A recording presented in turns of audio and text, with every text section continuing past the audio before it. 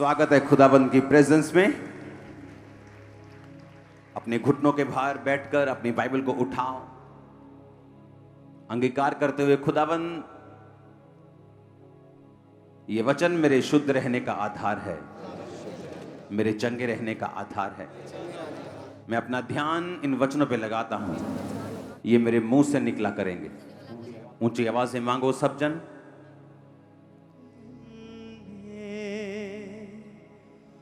मुझको तू अपने जैसा बना, सुन सकूं तेरी मैं बातों को, खोल दे कान मेरे, ऐसा बना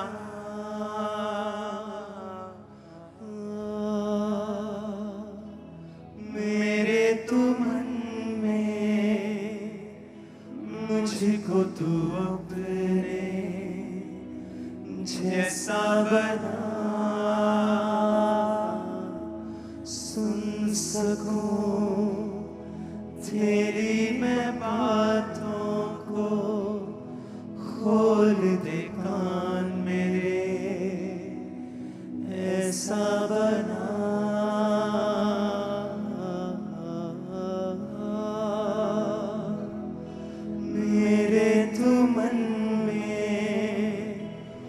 मुझको तू अपने जैसा बना। अपने हाथों को उठाओ, अपने पड़ोसी से पूछो पुराना नियम क्यों लिखा गया। जो चीज 5000 साल पहले की है, 4000 साल पहले की है, 2000 साल पहले की है, मैं उसे आज क्यों पढ़ूं? बताओ अपने पड़ोसी को क्यों पढ़ूं? नहीं बताओ। नहीं पूछना नहीं है, बताओ क्यों पढ़ूं। मालूम है क्यों पढ़ूं? क्यों पढ़ना है बताओ।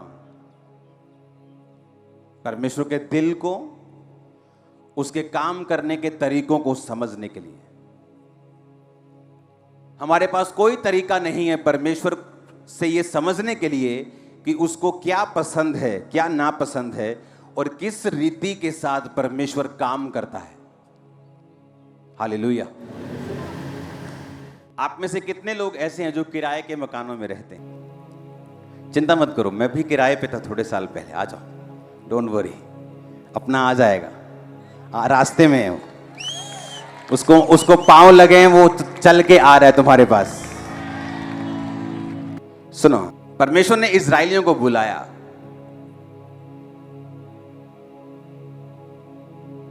पवित्र तंबू बनाया जहां पे परमेश्वर की उपस्थिति थी। हाँ या ना? सबसे अंदर वाले स्थान में परमेश्वर के लिखे हुए वचन थे जो संदूक में रखे थे। उससे पीछे मेज वाला स्थान था जहां मेज पर रोटी पड़ी रहती थी। 7 दीवट जो यीशु मसीह को दर्शाते हैं वो था। उसके बाद बाहर वाला स्थान था। समझ आई कि नहीं? अब वो तंबू जो था, परमेश्वर ने कहा कि जब तंबू पहली बार खड़ा किया गया, परमेश्वर की महिमा तंबू के ऊपर आ गई। उस तंबू को ऐसा तंबू मत समझ लेना। उसमें कुर्सियां लगी थी, उसमें पर्दे लगे थे। वो एक रॉयल टेंट था। अगर आप राजाओं को देखेंगे पुराने समय में, तो वो तंबू में जब रहते थे तो वो तंबू ऐसा तंबू नहीं था जो टेम्परेरी आज लगाया संडे और उतार दिया। नहीं, वो रॉयल टेंट था एक, जिसमें चांदी की कुर्सियां थी, जिसमें सोने की चीजें थी, सोने के मेज थे, सोने के डंडे थे, सोने के बहुत चीजें वहां पे थी। भारी था बहुत, अरबों रुपए की उसकी वैल्यू थी पैसों में। इतना सोना था उसके अंदर, इतनी चांदी थी उसके अंदर। और बाइबल कहती है जब तंबू खड़ा किया गया तो परमेश्वर का बादल तंबू पे आया। सुबह बादल और रात को उस बादल से आग निकलती थी। और बाइबल क्या कहती है, गिनती की पुस्तक में हम पढ़ेंगे, जिस दिन निवास जो साक्षी का तंबू कहलाता है खड़ा किया गया, उस दिन बादल उस पर छा गया और शाम तक वह निवास पर आग सा दिखाई देता और भोर तक दिखाई देता रहा। नित्य ऐसा ही हुआ करता था, अर्थात दिन को बादल छाया रहता और रात को आग दिखाई देती थी। जब जब बादल तंबू पर से उड़ जाता, इजरायली आगे बढ़ते थे और जिस स्थान पर बादल ठहर जाता, इजरायली अपने डेरे खड़े करते थे। यहोवा की आज्ञा से इजरायली आगे बढ़ते थे, यहोवा की आज्ञा से डेरे खड़े करते थे। जितने दिन तक बादल निवास पर ठहरता था उतने दिन तक वो डेरे डाले पड़े रहते थे। लिखा कि बादल तंबू के ऊपर था, तो अगर बादल चलता था तो उनको निशानी होती थी कि बादल चल पड़ा, अपना तंबू पैक करो, सारा कुछ परमेश्वर के भवन का पैक करो और बादल के पीछे पीछे चलो। ओके, समझ आई कि नहीं? हम जो पक्के घरों में रहते हैं हमें इस बात की समझ नहीं, हम शायद इसको समझ नहीं पा रहे हैं कि परमेश्वर क्या कह रहा था। लाखों लोग तंबू के आसपास थे। कितने? 3 गोत्र इधर, 3 इधर, 3 इधर, 3 उधर, पूर्व पश्चिम उत्तर दक्षिण, 3 गोत्र, 12 गोत्रों में 20 लाख के 25 लाख के करीब जो थे वो लोग उसमें थे। लेवी जो बीच में थे तंबू के, पूर्व पश्चिम उत्तर दक्षिण में, पूर्व छोड़ के, वो अलग थे। जब जब बादल उठता था तो लेवी के 3 गोत्र, एक गोत्र परमेश्वर के संदूक को पैक करता था कपड़ों में, सोने की चीजों को, उसे कंधों पर उठाते थे, उसे किसी भी जगह पर रखने की या किसी भी गाड़ी के ऊपर, रथों के ऊपर रखने की आज्ञा नहीं थी।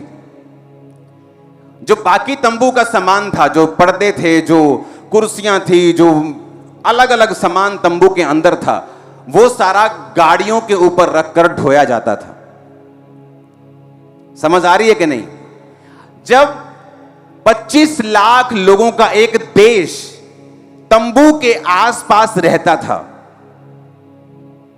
समझ आ रही कि मान लो इधर तक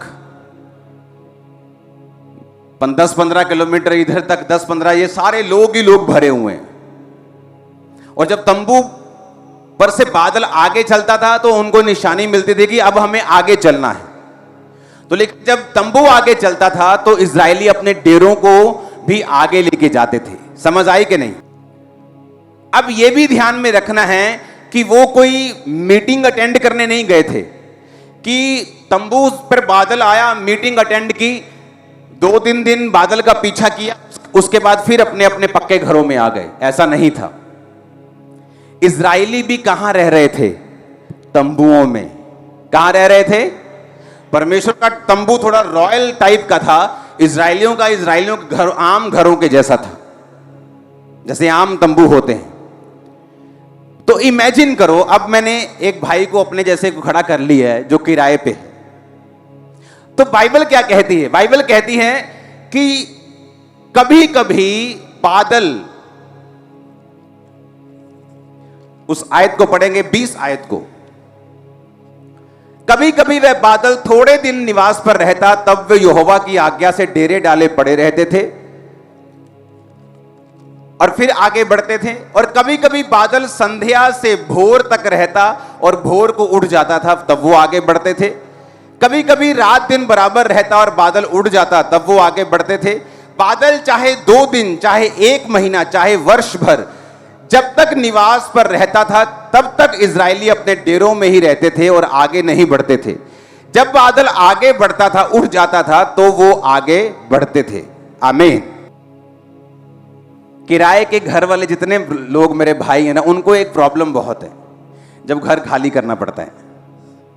यस, तो क्या करना पड़ता है? सामान को इकट्ठा करके दूसरी जगह शिफ्ट करना पड़ता है। कैसे शिफ्ट करते हैं हम उसे? गाड़ियों में अगर ज़्यादा हो तो गाड़ियों में उठा तो उसमें क्या क्या सामान है? घर के बर्तन, राशन, बेड, बिस्तरे, टिंडे पांडे, सारा कुछ है ना। अब आप ये समझो ध्यान से कि हम एक तरफ के इजरायली हो गए, बादल रुक गया यहां पे आके, आप सबने अपने अपने टेंट खड़े कर दिए। छोटे छोटे बच्चे हैं आपके, बुजुर्ग भी हैं, आपके पास राशन है, राशन तो लेके चलोगे ना, जानवर भी होंगे, दूध कहां से लोगे? वहां अमूल तो था नहीं, अमूल मक्खन आ रहा है 100 ग्राम की टिक्की, तो वो तो था नहीं। तो जानवर भी थे, बच्चे भी थे, बुजुर्ग भी थे, घर भी था, बर्तन भी थे, राशन भी था। इमेजिन करो, बाइबल कहती है सुबह वो बादल कई बार आता और शाम को फिर निकल पड़ता था। इमेजिन करो आप सुबह आए हो, किराएदार को अगर 1 साल बाद भी मकान खाली करना पड़े ना, उसको बड़ी दिक्कत होती। उसे किराए से प्रॉब्लम नहीं, वो बोलता परमेश्वर अपना घर दे दे, ये मैं बदलने के चक्कर से फ्री हो जाऊं। सही कह रहा हूं कि नहीं? तो इमेजिन करो सुबह बादल आया और आपने अपने डेरे खड़े किए, आपके बच्चे सो रहे हैं, अभी अभी आपकी वाइफ ने बर्तन टिकाए हैं, उसमें चावल दाल सब रखा है, और शाम को बादल फिर आगे निकल गया। आप फिर सामान पैक कर रहे हो, फिर गधों पे लाद रहे हो, फिर बच्चों को उठा रहे हो। लिखा बादल भोर तक रहता, सुबह 4 बजे तक। 4 बजे बादल आगे बढ़ा तो इमीडिएटली उठो, बच्चों को उठाओ, बुजुर्गों को उठाओ, सामान पैक करो, जानवर कहां है लेके आओ, सब कुछ इकट्ठा करो, फिर से बर्तनों में राशन डालो और फिर से आगे बढ़ो। ऐसा मुश्किल क्यों? जब परमेश्वर को मालूम है कि इसमें छोटे छोटे बच्चे रहते हैं, बुजुर्ग रहते हैं, तो जब परमेश्वर एक जगह पे ठहर जाए तो कम से कम 3, 4, 5, 6 महीने तो वहीं रहे ना, ताकि जो तंबू खड़े किए, घर बनाया, बर्तन सजाए, फिर से पूरा पूरा एक नया घर बनाए, जानवर गाड़े, खूंटियां गाड़ गाड़ के बांधे, सब कुछ कर दिया, लेकिन लिखा कई बार बादल 2 दिन रहता और फिर आगे बढ़ता था। क्यों? पुराने नियम में जो कुछ भी लिखा है वो आज हमें सिखाने के लिए लिखा है। यीशु मसीह के जन्म के बाद करोड़ों लोग दुनिया में आए हैं, पहले इतनी पॉपुलेशन नहीं होती थी। तो परमेश्वर ने उन थोड़े लोगों में हमें सिखाया है, ताकि आने वाले, अभी भी दुनिया में 800 करोड़ लोग हैं, जिसमें से 300 कुछ करोड़ परमेश्वर को मानते हैं, वो 400 करोड़ ही होंगे। सुनो मेरी बात, वो चीजें क्यों लिखी गई? ताकि आने वाले समय में जो फ्लड होगा लोगों का, उसे बताया जा सके, सिखाया जा सके और बचाया जा सके। अब एक किराएदार इस बात को समझता है, या आप भी समझेंगे कि वो फुल फैमिली वो परमेश्वर को फॉलो कर रहे थे, बच्चे, बुजुर्ग, जानवर, सभी, उनके पास जितना राशन, जितनी चीजें, सब बर्तन, घर की सारी चीज। तो परमेश्वर ने ऐसा मुश्किल काम उन्हें करने के लिए क्यों दिया? क्यों बादल 2 दिन रहता था? क्यों बादल शाम तक रहता था?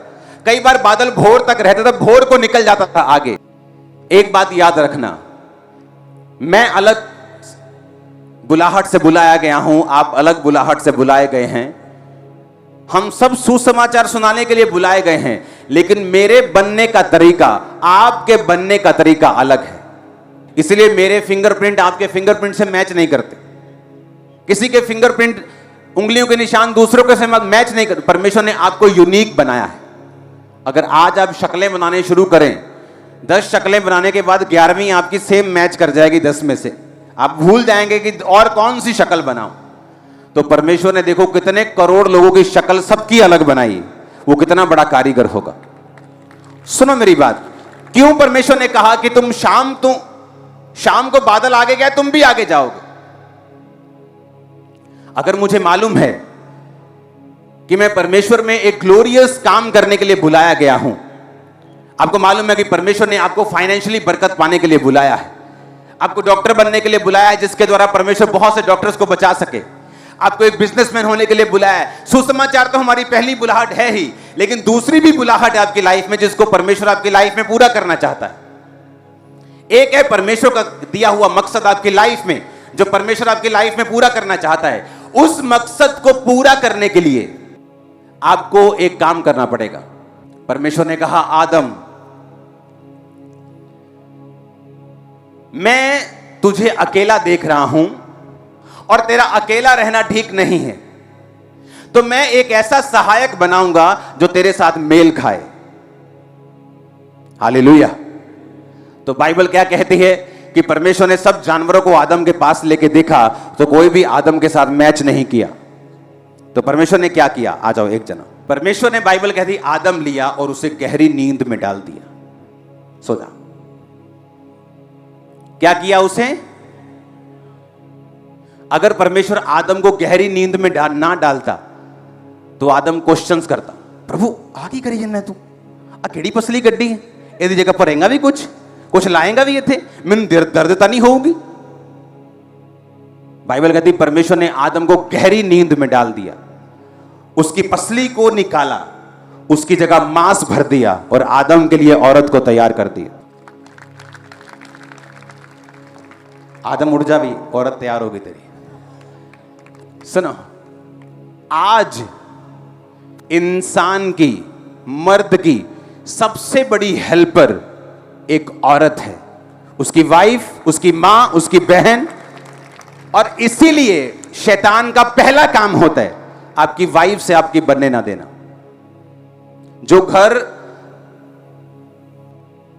अपनी वाइफ के साथ बनती नहीं, हस्बैंड के साथ बनती नहीं, वो आधे हैं, पूरे नहीं, वो ब्रेक हो चुके, 50% अधूरे हैं। जो काम के लिए प्रभु ने उनको बुलाया है वो पा नहीं पाएंगे। अगर एक जना परमेश्वर का विरोधी हो जाए तो दूसरा 100% पा सकता है जो खुदा ने सोचा है। लेकिन छोटे छोटे मसलों में एक मन ना होना और रोज छितर पनीर की रोटी खाना और कुत्ते की तरह लड़ना, यह आपकी फैमिली को आधा करता है। बेटे को अपनी ओर कर लिया बाप ने, मां से बनने नहीं दी, मां ने बेटे को अपनी ओर कर लिया, बाप से बनने नहीं दी।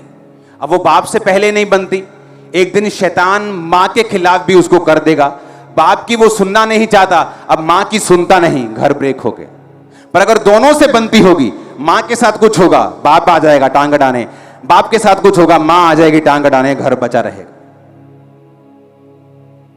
तो जब आदम के अंदर से कुछ बेस्ट निकालना था जो उसकी लाइफ के लिए 100% बेनिफिशियल हो, फायदेमंद हो, परमेश्वर ने आदम को गहरी नींद में डाला। गहरी नींद सरेंडर को दर्शाती है, समर्पित होने को दर्शाती है, खुदा के सामने कंप्लीट समर्पण गहरी नींद को दर्शाती है। आपकी लाइफ में जो हवा है, सिर्फ औरत की बात मैं नहीं कर रहा हूं, जो आपकी लाइफ से परमेश्वर बेस्ट निकालना चाहता है वो कैसे निकालेगा। एक दिन मैं प्रेयर कर रहा था, परमेश्वर मुझे सबसे बड़ी चर्च होने के बावजूद भी, मेरी प्रेयर क्या थी, मुझे मजा नहीं आ रहा, मुझे और बढ़ना है।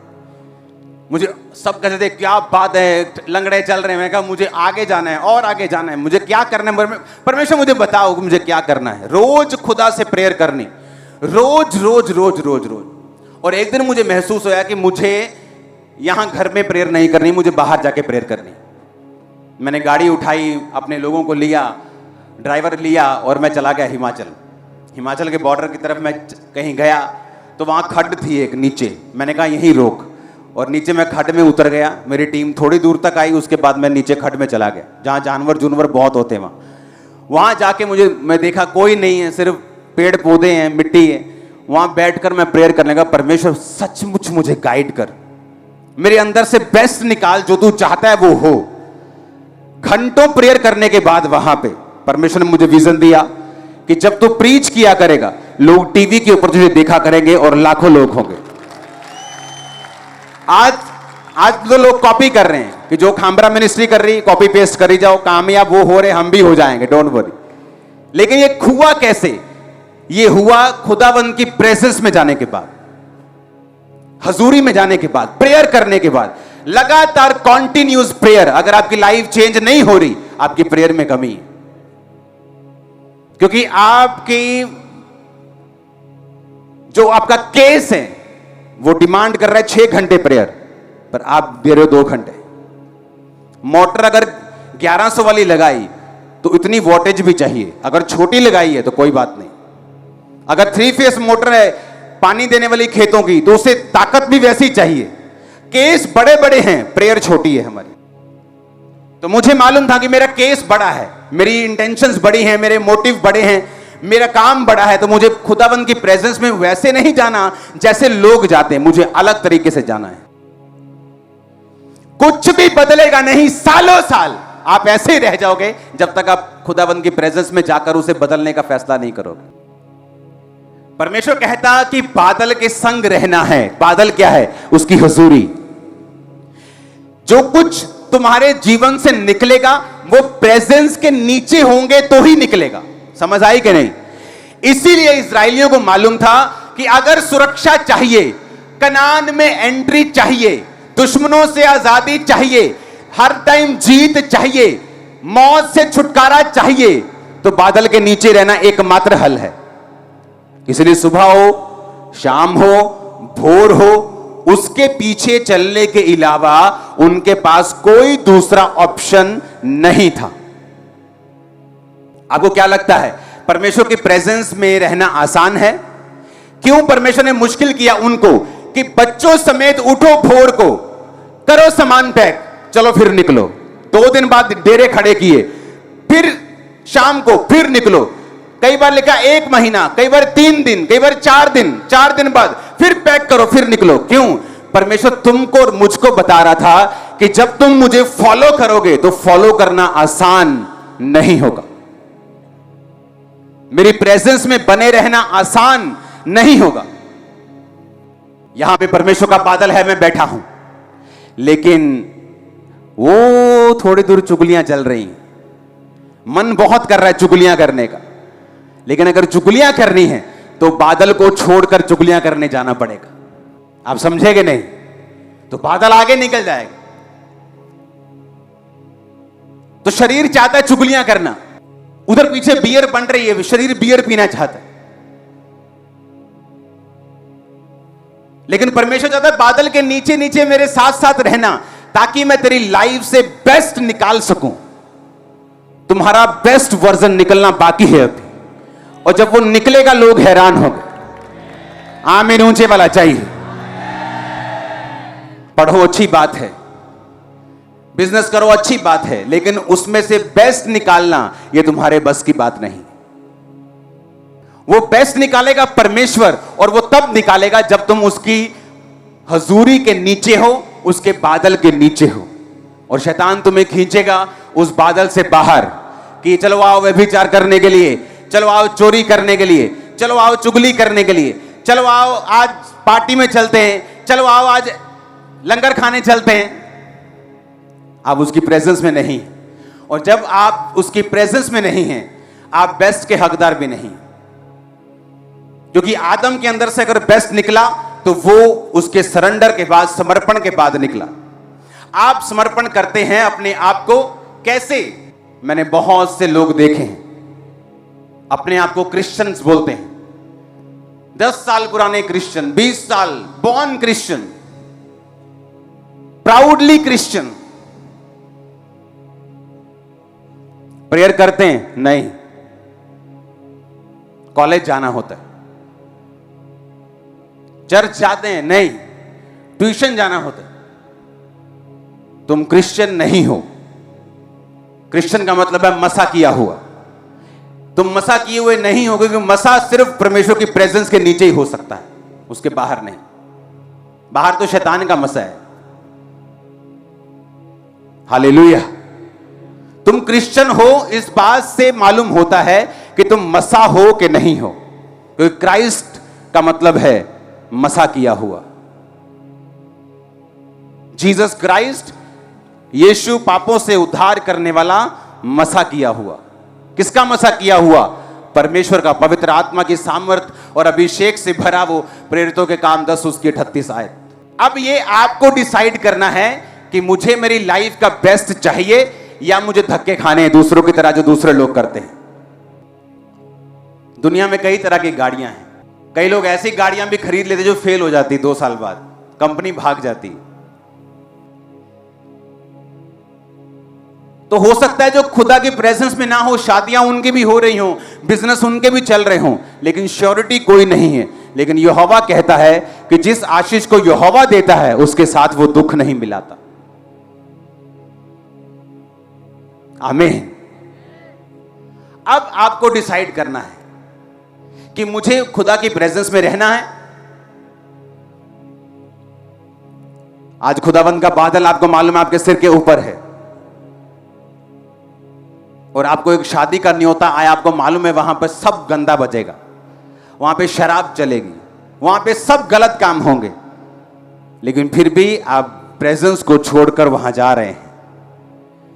चलो जाना तो दूर की बात है, कई तो अपने घर में ही बजा रहे हैं। इमेजिन करो क्या परमेश्वर की प्रेजेंस उस घर में होगी। अगर खुदा की प्रेजेंस उस घर में नहीं है तो क्या बेस्ट वो देख पाएंगे अपनी जिंदगी का? क्या परमेश्वर उनकी लाइफ से वो निकालेगा जो परमेश्वर निकालना चाहता है? कभी भी नहीं। क्या प्रभु उनसे प्यार करते हैं? हां, प्यार तो वो सबसे करता है, पापियों से भी करता है। लेकिन आप लोग क्या वो देखना चाहते हो जिसके लिए आप सचमुच धरती पे आए हो? अपना बेस्ट वर्जन, अपना बेस्ट देखना चाहते हो कि नहीं? ये आप पे निर्भर करता है।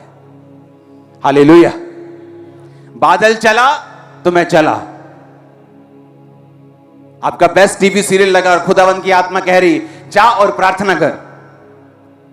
अब आपको देखना है कि शरीर को फॉलो करना है या बादल को फॉलो करना है। अगर बादल को फॉलो करेंगे तो बचे रहेंगे। परमेश्वर हमारे अंदर से वो चीजों को निकालेगा। आने वाले टाइम में आपको आइडियाज देगा, आपको गाइड करेगा, डिवाइन हेल्पर्स भेजेगा, रास्तों को साफ करेगा, शरीर को चंगा करेगा, स्पिरिट को फ्री रखेगा, मेंटल डिप्रेशन से आपको आजाद रखेगा, आपकी फैमिली के ऊपर कंट्रोल रखेगा। जो कुछ आपके आसपास है परमेश्वर उस पर काबू रखेगा। लेकिन उस बादल को फॉलो करना, इसलिए परमेश्वर ने मुश्किल किया कि मुश्किल काम था अपना बोरिया बिस्तरा फिर से गोल करना, अपने बर्तन राशन फिर से उठाना और फिर से बादल को फॉलो करना, एक दिन के लिए रुकना, फिर सारा कुछ टिकाना, फिर आगे बढ़ना। और यह भी मालूम नहीं था कि आज आगे बढ़ा जाएगा, कल आगे बढ़ा जाएगा, कि तसल्ली हो कि चलो 2 महीने यहीं रहेंगे। कोई परमेश्वर आवाज नहीं देता था चलने से पहले, ताकि आपको सिखाया जा सके, ताकि आप लोग सीख सके कि परमेश्वर को फॉलो करना आसान नहीं है। लेकिन जब आप उसकी प्रेजेंस में रहेंगे, आप प्रार्थना करते रहेंगे, जो राइट है उसे करते रहेंगे, परमेश्वर के साथ जुड़े रहेंगे, अब अपनी लाइफ का बेस्ट देखेंगे। खुदाबंद निकाल रहा है, मैं देख रहा हूं आत्मा में आपकी लाइफ की बेस्ट चीजों को आपके अंदर से। जो कुछ परमेश्वर ने इस दुनिया में बनाया है उसका एक रूल है, वो अपने जैसा अपने अंदर से ही पैदा कर सकता है। आदमी आदमी को, गधा गधे को पैदा करता है, संतरा संतरे को पैदा करता है। संतरा कहां से, संतरा कहां से अगर उगाना हो तो कहां से बीज आता है उसका? उसके अंदर से। गेहूं उगानी हो तो कहां से लेते हैं? गेहूं को ही, उसी के अंदर से वो फूटता है। हां, आपके अंदर से ही परमेश्वर निकालेगा अगर कुछ निकालना है तो। बाहर से कुछ नहीं देगा आपको, निकालेगा अंदर से ही।